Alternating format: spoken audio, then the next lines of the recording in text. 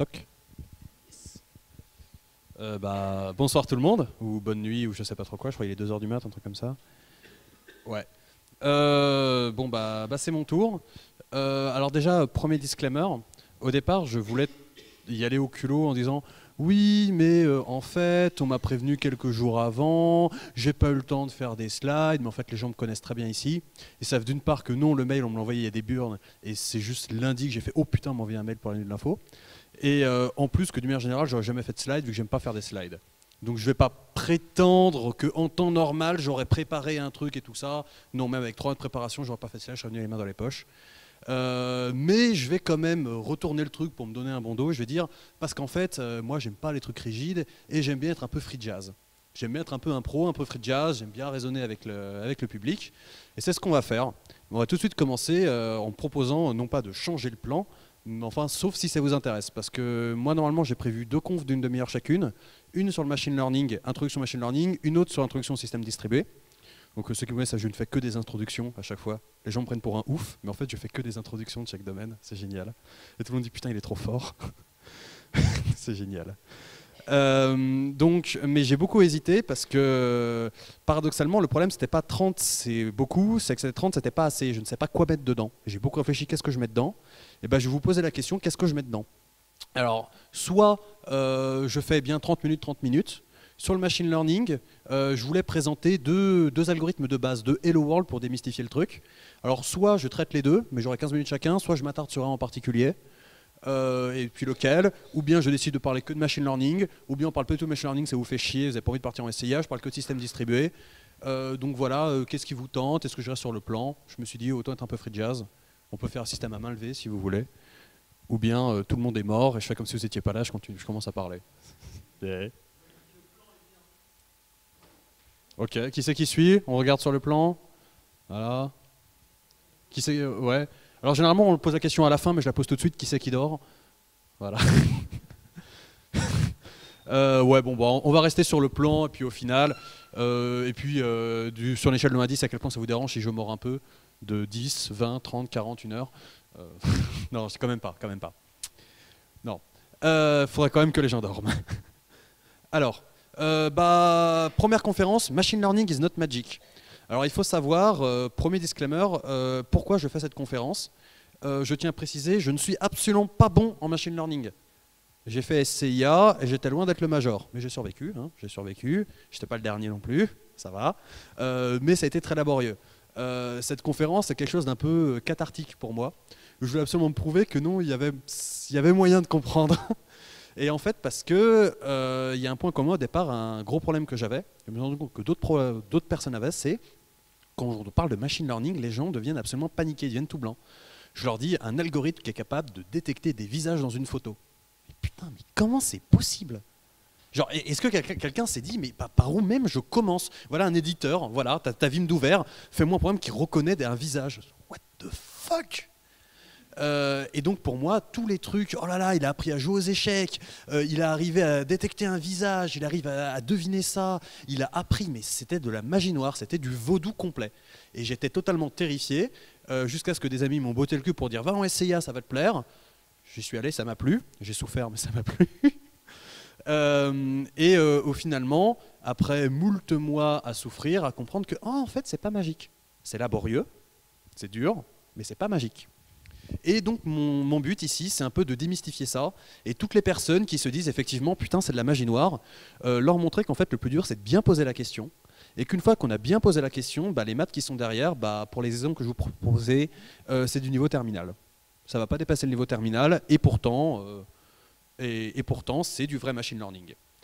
Donc sans plus attendre, il y avait 2 méthodes que je voulais proposer. C'est vraiment le Hello World. Je fais le Hello World et je m'attarde pas trop dessus. J'ai qu'une demi-heure et quand même, j'aurais jamais la prétention de faire des trucs avancés en machine learning, malgré SCIA. Vous allez voir Reda, vous tapez à sa porte au bureau. lui, il peut expliquer, pas moi. Donc la première, c'est la régression linéaire. Qu'est-ce qu'on appelle une méthode paramétrique, c'est-à-dire qu'on va faire de l'algèbre linéaire. Et une autre méthode, je voulais absolument en parler, qui est la méthode de la classification bayésienne, parce que c'est une méthode probabiliste. Parce que généralement, les gens, quand on leur dit proba, ils ont peur. Ils font « Ah putain, les probas, c'est dégueulasse ». Mais là, je dis non, c'est des probas qui sont marrantes. C'est ce qu'on appelle des probas bayésiennes, c'est pas les probas fréquentistes. C'est une autre école de pensée qui se permet une interprétation plus libérale des probas. où on dit la probabilité comme degré de croyance, on interprète les choses d'une manière un peu plus funky et beaucoup plus compréhensible à mes yeux. Et je me suis dit, moi j'ai quelqu'un, quand j'étais en terminale, théorème de Bayes, j'avais jamais rien compris, ça me faisait chier, les probas, j'ai appris par cœur à dessiner des arbres de probabilité, c'était nul. C'est seulement au CIA que j'ai commencé à vraiment aimer les probas parce que j'ai vu que ça servait à quelque chose. Donc je me suis dit, bah, comme ça, je vais dire, ah, en fait, les probas, c'est drôle.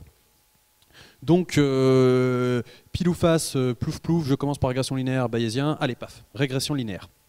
Donc qu'est-ce que c'est que la régression linéaire? C'est ce qu'on appelle de l'entraînement supervisé, qui pose une question qui dit, bah, j'ai un jeu d'entraînement, donc j'ai déjà des exemples qu'on connaît, et je remarque qu'il y a une chose. Par exemple, je veux estimer le prix d'un appartement. Je suis un vendeur d'immobilier et je veux avoir la capacité, si on me propose un appart, de pouvoir proposer un prix initial sans passer trop pour un plouc. Et il y a différentes caractéristiques. On peut trouver différentes caractéristiques. On va dire par exemple, j'ai la taille en mètres carrés, le nombre de salles, la proximité au métro, et ainsi de suite. Autant de ce qu'on appelle des critères, des features. Donc j'ai des caractéristiques. Et je suppose il existe une fonction magique, alors j'écris super mal pour ceux qui ne me connaissent pas, les autres qui me connaissent sont déjà en train de grincer les dents.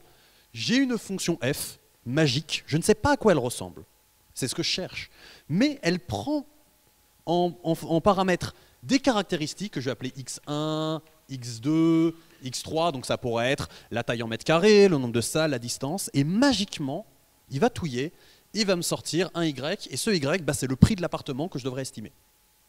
Et la question, mais quelle est donc cette fameuse fonction?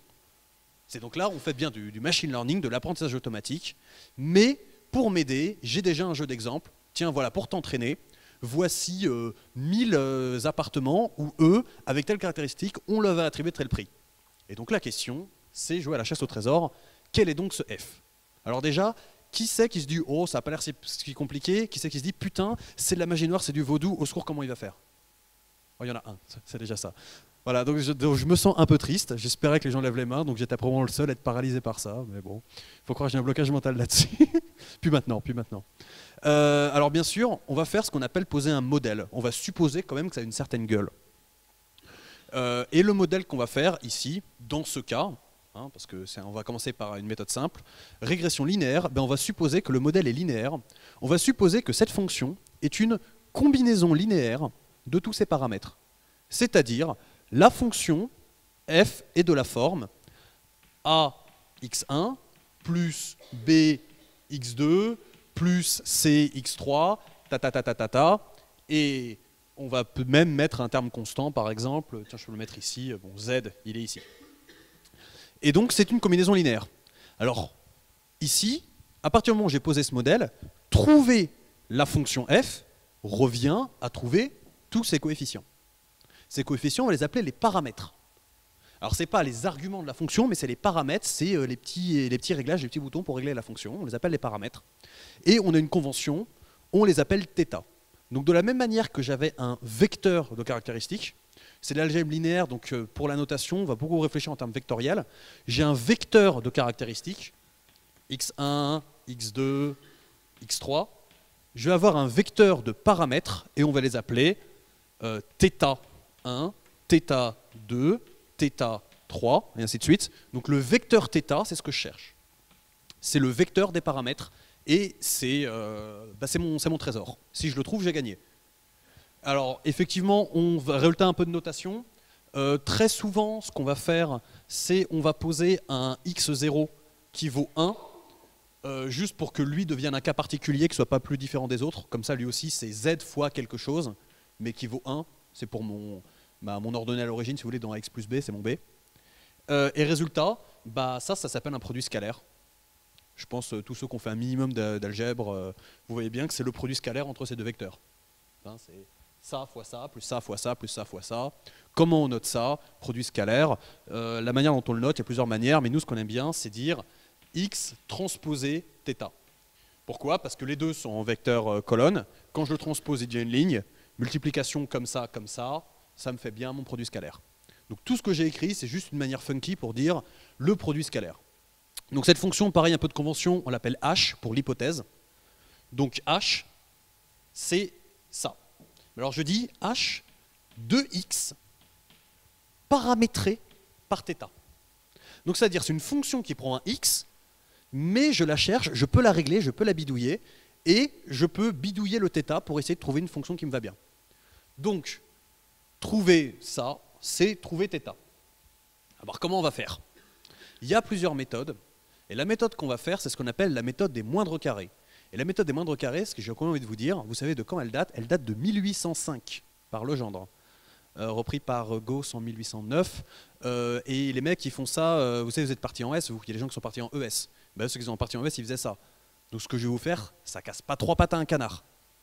Vous voyez que déjà, j'ai posé la question, ça fait moins peur déjà. Alors, comment on va faire? Bon, on va chercher à réduire une erreur. Ben, qu'est-ce qu'on pourrait se dire? C'est que là, effectivement, ça me dessine une droite, enfin, un hyperplan. Donc si là, j'avais ça, je simplifie comme si j'étais à 2 dimensions, j'avais un nuage de points et je suppose qu'il avait une sorte de gueule qui ressemblait à peu près à une droite. Ma fonction h de x me fait une droite comme ça. Comment je peux évaluer la qualité d'un candidat, d'une hypothèse donnée, d'un jeu θ donné? Ben, ce que je peux faire, c'est sa distance par rapport à ces points. Si je pars ici, je suis très très loin de mes points, c'est pas bon. Par contre, là, quand je tape bien au milieu, je minimise la distance par rapport aux points. Donc, on pourrait se dire, l'hypothèse optimale est l'hypothèse qui minimise la distance. Alors, comment on fait une distance? Allez, zou, distance euclidienne, c'est quoi? Le point tel qu'il existe, on l'appelle à chaque fois y, c'est la solution. C'est la solution qu'on m'a donnée au jeu d'entraînement. Ce que moi j'ai trouvé avec ma droite, c'est h de x, paramétré sur θ. Et donc, la distance, bien sûr, c'est quoi? Distance euclidienne entre A et B, c'est... Vous me faites peur, là. Là, vous me faites très très peur. Ah, j'en prends un au hasard, il arrive. Alors, c'est quoi? C'est A moins B, A plus B, c'est quoi? Ah là là là là. Au carré. On met un petit carré, bien sûr, distance euclidienne. Poil, où est-ce que j'en étais? Ouais. Alors, encore une dernière fois, dernier coup de notation, j'arrête de vous assommer. Donc, quand on fait x1, ça veut dire la première caractéristique, la deuxième. Mais dans mon jeu d'entraînement, j'ai n appartements qu'on m'a proposé. Et la notation pour dire le premier appartement qu'on m'a proposé, le deuxième, et ainsi de suite, on fait ici, un petit i ici. Donc, en fait, pareil, et la ième solution qu'on m'a proposée. Donc en fait, ce qu'on veut faire, la méthode des moindres carrés, ça c'est mes carrés, c'est mes résidus, eh bien je fais la somme pour tous mes i des yi sur xi. Et j'appelle ça ma fonction d'erreur, e, qui elle prend en paramètre θ. Donc ma fonction d'erreur, elle prend un jeu de paramètres et elle me donne son score, entre guillemets. Enfin plutôt l'inverse de son score, elle me donne son degré d'erreur. À quel point elle se gourre. Eh bien effectivement, trouver l'hypothèse optimale revient à trouver le minimum de la fonction d'erreur. Donc en fait, tout ce truc d'apprentissage, c'est jamais simplement trouver le minimum d'une fonction. Bon, simplement trouver le minimum d'une fonction, en fait on va découvrir que l'art et la manière de trouver le minimum d'une fonction, ce qu'on appelle l'optimisation, c'est un domaine de maths à part entière extrêmement compliqué. En fait c'est compliqué, mais c'est pas magique. C'est ce que tout le monde comprend quand je dis trouver le minimum d'une fonction. Alors je fais un dernier jeu de notation, juste dans lequel vous êtes un peu curieux, vous allez regarder, pour que vous n'ayez pas peur. On peut représenter ça de manière matricielle. Si on fait le vecteur grand X, verticalement, il va me faire tous les jeux d'entraînement, et horizontalement, les caractéristiques. Donc c'est-à-dire qu'ici, il va dire la première caractéristique du premier jeu, la deuxième caractéristique du premier jeu, ainsi de suite. Et ici, il avance sur les jeux. Donc là, il va me dire la première caractéristique du deuxième jeu, la première caractéristique du troisième jeu, ça me fait une matrice. Je l'appelle grand X. Qu'est-ce qui se passe si je la multiplie par θ? Si je fais x θ, multiplication de ça par le vecteur θ, on remarque à chaque fois, donc cette ligne-là va faire un produit scalaire avec θ. Cette ligne-là va faire un produit scalaire avec θ. Et donc en fait, ça me fait un vecteur où à chaque fois j'ai les hypothèses. Donc x θ, c'est un vecteur avec h pour le premier, h pour le deuxième, h pour le troisième. Donc à partir de là, si je fais x θ moins y, qui est le vecteur des solutions, x θ moins y, c'est un vecteur qui possède sur chacune des cases, à chaque fois, ça. Mais moi, ce que je veux, c'est la somme de tout ça au carré. Bah, somme de tous au carré, c'est juste son produit scalaire par rapport à lui-même. Donc en fait, la notation que vous allez voir, ça c'était juste pour que vous n'ayez pas peur, c'est le moment où vous faites de la recherche par vous-même. La notation qu'on va voir très souvent, c'est E de θ, c'est le produit scalaire de xθ moins y. Donc c'est tout simplement xθ moins y transposé à lui-même xθ moins y. Alors oui, ça fait peur, c'est la nouvelle notation. Oh là là, ça fait peur. Tout ce que j'ai dit, c'est une manière funky d'écrire ça. C'est juste une manière funky. Quand je mets quelque chose transposé quelque chose, ça veut dire le produit scalaire. Donc le produit scalaire par rapport à lui-même, c'est la somme de ses membres au carré. C'est tout. Alors très souvent, des fonctions d'erreur aussi, on va mettre un 1,5 pour simplifier les calculs, pas tout le temps. Là, je ne l'ai pas mis, j'ai la flemme. Maintenant, la question, comment je fais pour trouver un minimum? Alors on pourrait se dire, tu dérives et t'annules. Eh oh, Coco. Oui, mais non. Alors déjà, dans un cas, ça ne marche pas tout le temps. Les fonctions, par exemple, peuvent avoir plusieurs minimums. Je prends lequel. Et puis, est-ce que dériver, c'est facile de le faire? Là, par exemple, dériver et annuler, ça, c'est possible de le faire. Et effectivement, il n'y a qu'un seul minimum, c'est cool. En fait, comme il y a un carré, ça fait une sorte de parabole. Donc forcément, il n'y a qu'un seul minimum. C'est ce qu'on appelle une propriété de convexité, c'est cool. Mais l'acte en lui-même de faire ça ferait pleurer votre ordinateur, en fait. Donc même si théoriquement c'est possible, je pourrais le faire sur le papier, en pratique on ne va pas trouver magiquement le minimum, on va devoir l'approximer. Et donc là on rentre dans le monde de l'optimisation, comment je fais pour trouver un minimum? Et une des méthodes qui marche bien, c'est ce qu'on appelle la méthode de descente du gradient. Et comme ça les gens qui ont fait de la physique se rappellent, oh non, gradient, ah bon, alors ça fait pas très peur. La descente de gradient, en fait elle dit, je vais commencer à un endroit, je commence à un endroit quelconque, je suis sur une pente, voilà, je suis ici.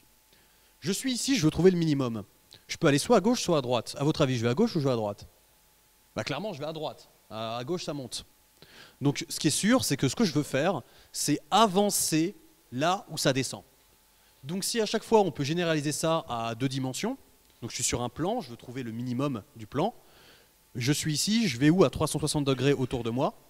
Je vais dans la direction qui descend le plus. Je ne peux pas me tromper avec ça. Ce qui est sûr, c'est que je ne dois pas aller là où ça monte, parce que je veux trouver un minimum. Et donc tout ce qu'on va faire, c'est représenter ça. Mais alors, est-ce qu'on a une fonction magique qui nous donne une pente? Oui, c'est le gradient. Le gradient, je rappelle, c'est juste une collection des dérivées partielles. C'est-à-dire que si j'avais une fonction... Oula, je commence à effacer les trucs, moi. Là, je commence à bugger, c'est génial. Deuxième tableau, c'est-à-dire que si on a une fonction f qui prend un x, un y, un z, et qui fait, je sais pas quelle connerie, x3 plus 2xy plus z2, j'invente, hein. C'est quoi le gradient, comme ça, là, le petit nabla? Le gradient, en fait, il va prendre une fonction, il va dire, ici je dérive par rapport à x, ici je dérive par rapport à y, ici je dérive par rapport à z. C'est tout. C'est comme la physique, on a fait ça en physique en spé, c'est pas compliqué. Donc ici, x est une variable, tout est constant. Donc ça disparaît, ça c'est constant. Donc ça me fait 2x plus 2y, c'est cool. Ici, mon y est constant, tous les autres disparaissent, ça me fait 2x. Ici, tout disparaît sauf le z, ça me fait 2z. Donc là c'est un exemple. Mais on va appliquer ça, sauf que toutes mes colonnes ici, ça va être toutes mes caractéristiques. Donc je dérive partiellement par rapport à la première caractéristique, je dérive partiellement par la deuxième caractéristique. Et il y a des gens qui ont du mal à l'admettre, mais enfin moi ça me paraît un peu évident, ça correspond à la pente. Ça correspond à la direction dans laquelle il faut aller. Et donc en fait, je sais forcément, si je suis à un endroit ici, θ, forcément, ce sera mieux si je dis maintenant tu deviens, tu restes là et je te retire le gradient de ton erreur. Dire ça, c'est juste dire, alors il y a des gens qui ont un peu de mal, mais en fait tout ce que j'ai dit ici, c'est j'avance là où ça descend. Et donc en fait, on va faire, je prends un θ quelconque, initialisé soit arbitrairement, soit à des endroits intelligents. Il y a je ne sais pas combien de papiers de recherche sur l'art et la manière d'initialiser θ. Tant que je descends, θ devient ça plus le gradient. Donc je commence à un endroit, et tant que je ne suis pas arrivé au minimum, je regarde autour de moi, je descends là où ça descend le plus, et ainsi de suite. Et ça, dériver le gradient, si on reprend la formule, on se rend compte que c'est pas compliqué du tout. Donc ça, c'est une méthode qui date de 1805 et ils font ça, allez, le plus dur, je dirais, c'est du L2 en écho. Donc bon, là, je vous l'ai fait en 15 minutes, c'est funky. Peut-être que vous avez eu un peu peur. Mais en tout cas, ce qu'il faut comprendre, ça peut paraître laborieux, oh là là, il y a plein de symboles bizarres, mais en tout cas, c'est pas magique.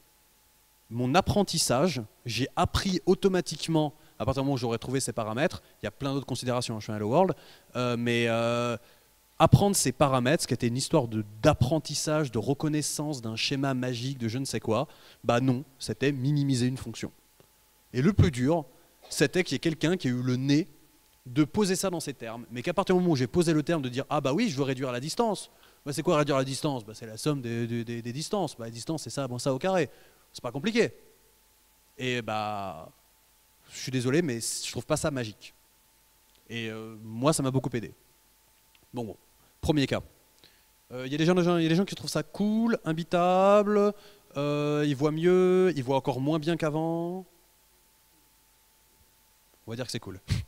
Ouais. Bon, bien sûr, hein, si vous allez en SCIA ou si vous lisez des vrais bouquins, super bouquin, lisez le Bishop. Pattern Recognition and Machine Learning de Bishop, excellent bouquin de machine learning, vous verrez ça d'une manière beaucoup plus approfondie que ce que j'ai fait là.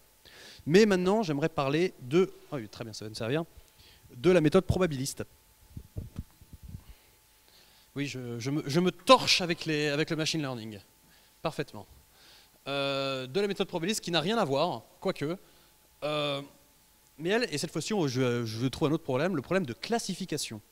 Alors la classification, cette fois-ci, je ne veux pas trouver une valeur continue, discrète, ou je ne sais quoi.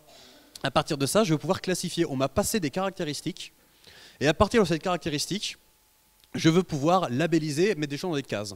Un exemple, je suis un assureur, je veux avoir la capacité de décider, j'ai un client qui arrive, est-ce que c'est un client à risque ou non? Et selon le fait que c'est un client à risque ou non, bah, je lui propose un plan génial, ou bien je lui dis tiens, mange tes taux absolument ahurissants de remboursement parce qu'il y a 30 ans, tu as eu un cancer. C'est mon cas, c'est génial. Je ne peux plus emprunter à la banque, ils me font payer trop cher. Bref, donc ils ont plein d'algorithmes pour trouver blablabla, pour trouver est-ce que tu es un client à risque. Donc c'est de la classification. Alors, on va dire, pour simplifier pour l'instant, j'ai une seule caractéristique. Alors l'exemple que j'avais dit la dernière fois était absolument débile, c'était les scientifiques qui examinaient la taille des pingouins, qui ont décidé si c'était les pingouins mâles ou femelles. Pourquoi pas. Mais là on va juste regarder la valeur monétaire, le capital d'un individu, et classifier est-ce que c'est un individu à risque ou non. Et donc, moi, mon jeu d'entraînement par lequel on m'a proposé, on m'a dit, voici une table de clients. Et à chaque fois, je vais te dire, ça c'est son capital, donc tu possèdes tant d'euros, toi tu possèdes tant, toi tu possèdes tant, toi tu possèdes tant. Et à chaque fois, lui c'est un client à risque, lui non, lui oui, lui non, lui machin, lui non. Et bien sûr, c'est quoi la question? Une fois que je me suis entraîné, une fois que j'ai appris ce modèle, tu me passes un capital et je te dis, est-ce que tu es un client à risque ou non? Bien sûr, ensuite on compliquera, on mettra plusieurs caractéristiques, mais il faut commencer doucement. Alors comment on va faire? Là, je propose une nouvelle approche, parce que c'est une approche probabiliste, même une approche bayésienne. Est-ce que quelqu'un sait pourquoi on dit bayésien? Est-ce que quelqu'un se rappelle du théorème de Bayes? Enfin, est-ce que le nom vous dit quelque chose? Oui. Est-ce que quelqu'un pourrait se souvenir de la définition du théorème de Bayes? Ouais, voilà, c'est histoire de vous dire, hein, et moi c'était pareil au début. Putain, mais qu'est-ce qu'ils me font chier avec ce truc? Je croyais que je l'avais enfoui dans les tréfonds de mes souvenirs de terminale. Je vous le rappelle, P de A sachant B est égal à P de B sachant A fois P de A sur P de B. Et je vous comprends, c'est dur d'apprendre ça par cœur quand c'est un ensemble de symboles bizarres qui ne veulent dire absolument rien. Pourquoi c'est comme ça, j'en sais rien. Eh bien là, ça va être génial, parce que les probas bayésiennes, on va commencer à donner des interprétations. Alors, un puriste fréquentiste des maths dirait « Ah, mais on n'est pas chez Mémé, qu'est-ce que tu me donnes comme interprétation ?» Eh bien, ici, on est parti. Alors, on va appeler ça l'a posteriori. Ça, c'est l'a posteriori parce que c'est mon information éclairée. Pourquoi je veux ça? Parce que moi, ce que je veux calculer, c'est je veux la probabilité que tu sois un client, j'appelle O la classe des clients à risque, N la classe des clients non à risque. J'aurais pu les appeler autrement, parce que c'était oui et non. Sachant tes caractéristiques. Et je veux également ta probabilité que tu ne sois pas un client à risque, sachant tes caractéristiques. Et forcément, pour déterminer si tu es un client à risque, je prends le plus probable des deux. C'est ce qu'on appelle le critère de décision du MAP, maximum a posteriori. Donc ça, j'appelle ça l'a posteriori parce que c'est ma connaissance éclairée. Je fais mon choix, mon critère, après avoir effectivement bien calculé quelle était sa probabilité. Alors ça, comment on appelle ça? Lui, il s'appelle l'évidence, on l'oublie. C'est juste un terme de normalisation. Et de toute façon, comme on va comparer les deux, lui, c'est un terme constant. Parce qu'on va faire P de O sachant X, c'est égal à P de X sachant O, fois P de O sur P de X. On va faire la même ici avec des N, et comme on compare les deux, on voit que P de X est un terme constant entre les deux, donc on l'ignore. En pratique, on calcule que ces deux-là. Mais alors, qu'est-ce que c'est que ces deux-là? Pourquoi?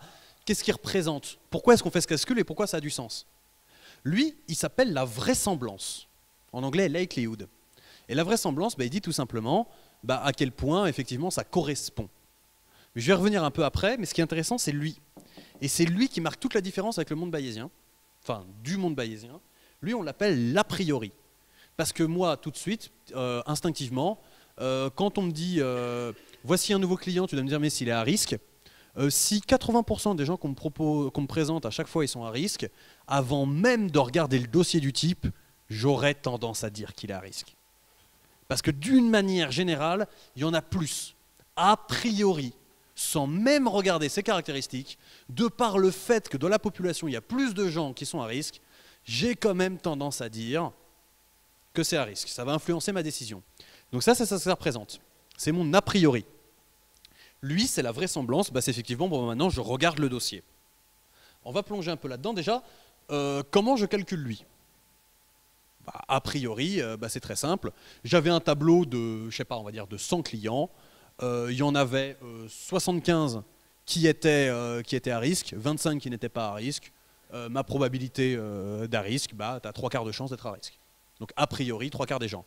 Donc ça, c'est les gens à risque sur les gens à risque plus les gens non à risque. Et lui, P de N, c'est l'inverse. Ça vous choque pas. Là, c'est pas des probas qui choquent les gens. Celle-là, elle peut choquer un peu les gens parce qu'on va dire à quel point cette nouvelle information qu'on me donne, elle colle à la gueule de tous les clients à risque que j'avais vus jusqu'à présent. Parce qu'effectivement, si mon critère, regardez le dossier, c'est dire à quel point ça ressemble aux autres gens qui étaient à risque. Si je dis ça ne ressemble pas du tout, ça n'a pas du tout la même gueule, je pourrais dire non, c'est pas vraisemblable. Et c'est ça la beauté de la proba bayésienne. Le monde des probas bayésiennes, ils ont la capacité de retourner une distribution de données, vous savez, les distributions de genre la loi normale, et plutôt que de dire, vous saviez, les conneries P de X égale à machin, soit la densité de probabilité de machin, de tel truc, au monde bayésien, on a la capacité de retourner en dire, interroger une distribution. Voici un jeu de données, est-ce que la distribution correspond à la donnée? Est-ce que ça vous paraît vraisemblable que cette donnée soit extraite de ce jeu? Et en fait, c'est juste une question d'interprétation parce que c'est exactement les mêmes calculs. C'est que de l'interprétation. Donc déjà, je dois supposer qu'effectivement, ce n'est pas du chaos. Je suppose qu'il existe une distribution qui se cache, une loi, je ne sais pas laquelle, mais qui se cache une loi derrière la répartition du capital de mes gens. Si je supposais que c'était un chaos total et qu'il n'y avait aucune règle, je ne pourrais pas faire d'apprentissage. On me dirait, apprendre quoi? Apprendre le non-sens, apprendre le chaos? Non. Donc je suppose bien qu'il existe un truc, c'est bien ce que je cherche. Je cherche les règles de ce truc, mais je suppose qu'il existe. Donc qu'est-ce que ça veut dire? Ça veut dire qu'il existe une distribution. Quelle distribution on met? C'est tout l'art, le nez de trouver la bonne distribution, mais pour commencer, on ne peut pas se tromper avec la loi normale. Une distribution normale, la gaussienne, la fameuse cloche. Vous la connaissez toutes. Il y a un théorème qui s'appelle le théorème central limite qui dit que lorsqu'on additionne plein de fois la même distribution, on tombe, la limite de ça, c'est une loi normale. Donc par exemple, jeter un dé, c'est une loi uniforme, d'accord, de 1 à 6, mais plus je jette des dés, ainsi de suite, jeter n dés, en fait, au départ, j'avais une distribution qui était comme ça, mais forcément, quand je jette 2 dés, la probabilité de tomber sur certains nombres, les extrêmes, j'ai pas beaucoup de chance de les trouver. Par contre, il y a plusieurs manières de combiner les nombres au milieu, donc ça fait une sorte de pyramide. Et plus je vais jeter des dés, plus je vais jeter des dés, plus je vais jeter les dés, bah, au final, je vais terminer avec une gaussienne. Le théorème central limite dit, bah, quelle que soit la loi, si c'est la même, j'additionne plein de fois. Et sans trop rentrer dans les détails, c'est une des raisons qui fait que on se trompe rarement, enfin si on se trompe, mais on ne peut pas se faire de mal en se disant, bah, je suppose qu'il existe une loi normale qui régit la distribution du capital des gens à risque. Il existe une loi normale qui régit la distribution du capital des gens non à risque. Donc, tout ce que je dis, c'est il existe une loi normale. Alors, une loi normale, ça veut dire quoi? C'est une gaussienne. C'est quoi les caractéristiques d'une gaussienne, pour ceux qui se souviennent? Il y a deux caractéristiques. Toutes les gaussiennes, il y a deux choses qui caractérisent une gaussienne. Il y a son centre, où se trouve le centre, le milieu, ou sa moyenne, si vous préférez, et son écart type, qui dit à quel point elle est comme ça, à quel point les gens ont tendance à... Vous avez vu, hein, moyenne, écart type, vous avez fait ça en terminale, même au collège, divisé par n, et ensuite tu fais bah, c'est ça. Donc, la moyenne, on l'appelle mu, et l'écart type, enfin la variance, c'est sigma carré, l'écart type, c'est sigma. Et donc, j'ai une loi normale pour mes individus à risque, donc je vais l'appeler le mu des zéros, le sigma des zéros, et j'ai de la même manière une autre loi normale qui régit la distribution des clients non à risque. Donc j'ai un mu pour les non à risque, un sigma carré pour les non à risque.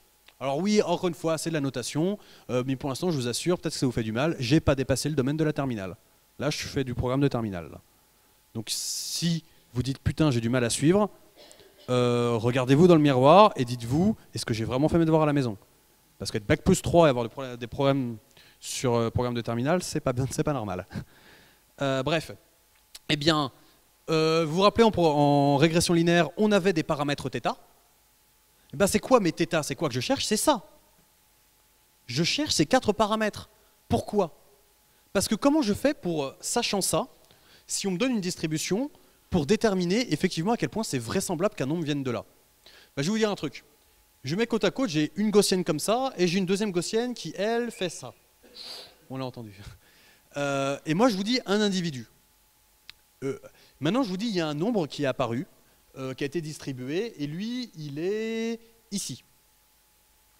Ça veut dire, fonction de densité de probabilité, hein, que tac, tac, tac, tac, tac, tac, tac, tac, tac, tac, cette gaussienne avait telle probabilité de faire sortir ce nombre, parce que ça me donne pour chaque nombre la probabilité qu'il sorte ce nombre, c'est un tirage, et pour cette gaussienne, telle probabilité. Alors moi je vous dis, à votre avis, c'est lequel le plus vraisemblable? À votre avis, vous aurez tendance à dire que ce x, il est extrait de cette gaussienne ou de celle-là? Bah, celle de gauche, parce que la probabilité est plus grande. Donc ce qu'on appelle la vraisemblance, c'est très exactement prendre le calcul de la fonction de densité, mais de l'interpréter différemment. C'est juste une interprétation différente, parce que cette fois-ci, je pose la question de la distribution. Mais c'est exactement la même équation. Il y a des gens qui se souviennent, juste pour la blague, de l'équation de la gaussienne? Non. Elle n'est pas si compliquée que ça. Elle est 1 sur 2pi, 1 sur racine de 2pi sigma, exponentielle, moins x moins mu, carré sur 2 sigma carré. Oui, vous n'arrivez pas à lire, c'est pas grave. Et sans la connaître par cœur, on voit qu'elle a du sens. Effectivement, ici, je suis inversement proportionnel à sigma. Et effectivement, bah, plus ma variance augmente, plus le truc sera aplati, donc moins elle va monter haut. Donc ça, c'est le pic, c'est le coefficient. Donc moins mon pic est haut. Et effectivement, là, bah, ça, mu, c'est la moyenne. Plus mon x s'éloigne de la moyenne, bah, plus mon x s'éloigne de la moyenne, bah, plus ça grandit. C'est tout. Donc je ne vous demande pas de la connaître par cœur, mais on voit qu'elle a du sens. Et bien maintenant, tout ce qu'on va faire, c'est, si je connais, alors, pour la distribution, le sigma et le mu de l'un, le sigma et le mu de l'autre, je les mélange dans ces équations, ça me donne deux nombres, bah, j'ai trouvé la vraisemblance de chacun. Et je les remets dans cette équation, j'oublie pas de multiplier par la vraisemblance, ça me donne l'a posteriori, je prends le plus grand, j'ai gagné. Alors maintenant, la question, pour l'instant, je n'ai pas fait de machine learning. Pour l'instant, j'ai fait des stats, j'ai fait de la proba. La question, c'est, mais comment je fais pour apprendre, pour deviner quels sont ces θ, mu de 0, θ de 0 et tout ça. Et là, je vais vous dire, bah, Tu as vraiment besoin que je te dise? J'ai une collection de données, je te demande de trouver la moyenne et l'écart type. Tu as vraiment besoin que je te dise comment on fait? Alors c'est une des méthodes, il y a plusieurs estimateurs, mais effectivement, la somme de tous les trucs divisé par n, ça me donne la moyenne. L'écart type, comment on calcule un écart type? Pour toutes les variables, c'est leur distance à la moyenne divisée par n. Ça choque personne, ça. Si je dis ça choque personne, on est d'accord, c'est la terminale. Hein. Bah voilà. Bah, j'ai appris, à partir d'un jeu de données, j'ai appris ces paramètres-là. Donc à partir de là, si on me présente un nouveau x, je peux calculer la posteriori du haut. Comment je fais pour calculer la posteriori du haut? Je savais qu'a priori, il y avait tant. Je calcule sa vraisemblance, c'est-à-dire j'utilise l'équation de la gaussienne. Je plug le θ, le sigma et le mu. Je mets mon x à moi, ça me donne un score. Paf, j'ai trouvé la posteriori pour O. Je fais la même pour n. Je prends le plus grand. Ça y est, j'ai classifié. Il y a des gens que ça choque. Bon, je ne vais pas vous demander est-ce que vous avez compris à 100%, parce qu'une fois de plus, je l'ai fait en 15 minutes. Peut-être plus, j'ai pas d'horloge. Mais en tout cas, c'est pas magique. Et pourtant, si avant de commencer à parler, je vous avais dit, voilà, tu as des critères, tu dois me déterminer si tu es un client à risque. Vas-y, have fun, tu dois me classifier ça. Oui, mais par où je commence? Putain, ça veut dire quoi? Au secours. Et donc là, c'est un algorithme, c'est le B à bas. Tous les cours de machine learning commencent soit par le classificateur bayésien, soit par la régression linéaire. C'est vraiment le Hello World. Je ne vais pas aller plus loin que là. Mais au moins, vous avez vu que c'est pas magique. Ça peut être chiant, ça peut être laborieux, il y a des calculs qui sont chiants. Mais c'est pas du vaudou. C'était surtout ça que je voulais dire. On peut partir plus loin, je sais pas, j'ai combien de temps? J'ai passé combien de temps là? J'ai dépassé de 4 à 5 minutes? Ouais, bon, je vais m'arrêter là parce que sinon je voulais montrer, si on avait plusieurs caractéristiques, il y a une variante de la gaussienne qu'on appelle la loi normale multivariée, et c'est juste que cette fois-ci, plutôt que d'avoir un x, on a un vecteur de caractéristiques, sauf que résultat, on n'a plus un seul centre, on a un vecteur de centre pour chaque caractéristique, et on n'a pas une seule écart type, et on n'a pas juste un vecteur, on a une matrice, ce qu'on appelle la matrice de variance-covariance, qui va donner ici, vous regardez variance-covariance, et c'est exactement la même chose, mais adapté en multidimensionnel, et c'est la même chose. L'acquisiteur bayésien naïf fait encore plus simple, parce qu'il imagine que cette matrice est diagonale, parce qu'il suppose qu'il n'y a pas de covariance sur les différentes caractéristiques, et ça fait juste une multiplication bête et méchante, ou la version non naïve qui calcule la matrice. Mais sans rentrer dans les détails, c'est pas beaucoup plus compliqué, enfin c'est plugué dans une équation des matrices, mais à part ça, c'est à peu près la même équation pour faire ça à plusieurs caractéristiques. Voilà. Est-ce qu'il y a des questions sur mon introduction très bourrine au machine learning? Ouais. Du coup, qu'est-ce qui t'a fait souffrir en SCIA? Qu'est-ce qui m'a fait souffrir en SCIA? Beaucoup de choses.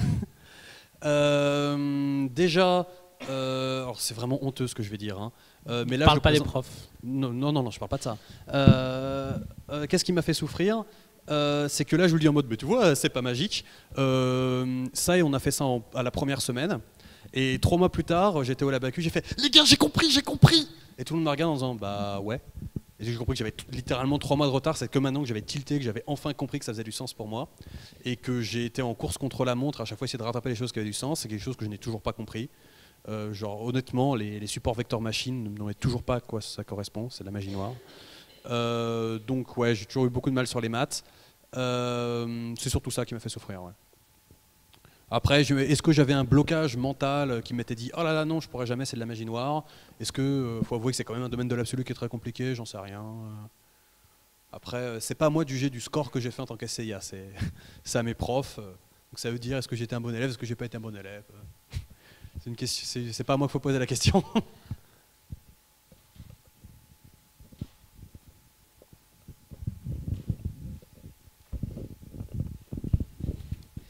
Donc je sais pas si tu vois qui c'est Vermeil, et normalement tu n'auras pas trop de soucis. Ouais. Il a posté il y a quelques temps sur sa page Facebook qu'il avait fait du code avec du machine learning sur quelque chose d'assez basique, il me semble, genre un pion qui se déplace, qui doit gober des croix dans un espace limité. Et du coup, au début, il a juste comme règle, tu ne dois pas sortir de là, tu peux te déplacer que d'une case en haut à droite. Et il est reward de +1 quand il mange ce qu'il doit manger, et de -1 quand il s'en éloigne. Du coup, les formules mathématiques appliquées à ça et le coder soi-même, c'est super compliqué. C'est niveau terminal aussi. L'implémentation, c'est compliqué. Alors j'ai pas tout suivi, tout compris de ton truc, mais c'est une sorte de jeu de la vie en gros. Ouais, non, enfin, truc quasiment, évolutif. c'est un Pac-Man, sauf que tu as tes fantômes qui sont fixes, t'en as qu'un seul, et le but du jeu, c'est d'y aller dessus. Donc il doit trouver le meilleur chemin qui va te faire ça. Ouais, en gros, c'est un algo de pathfinding, sans lui dire l'algo de plus court chemin, c'est ça, c'est lui qui va le trouver tout seul. Ouais, alors connaissant Vermeil, à tous les coups, il l'a fait à base d'algogénétique. Les algogénétiques, c'est très funky et c'est pas hyper compliqué en plus. Un algogénétique, c'est ce qu'on utilise quand le critère pour les algogénétiques, c'est quand c'est très facile de calculer un score. Qu'on peut évaluer la qualité d'une réponse et ensuite on fait des sortes de tournois, des populations de tournois et on sélectionne les meilleurs, on introduit des mutations random et au bout d'un moment on va arriver à... Je peux me tromper mais le connaissant, c'est un peu un fanatique des algogénétiques, à tous les coups il a fait un truc comme ça. Okay. Et dans ce cas-là, non c'est pas trop la mort et c'est vachement intéressant. Après peut-être qu'il a fait autre chose, hein. C'est loin d'être un con donc il a sûrement fait des trucs un peu funky. Ok, merci. Excuse-moi. Oui, Underflow a fait une conf sur les algogénétiques avec Vermeil, justement. C'est pour ça que je pensais à ça. Et peut-être que c'est inspiré de ça. Je vous conseille de la regarder, elle est sûrement dans les archives de Gconf.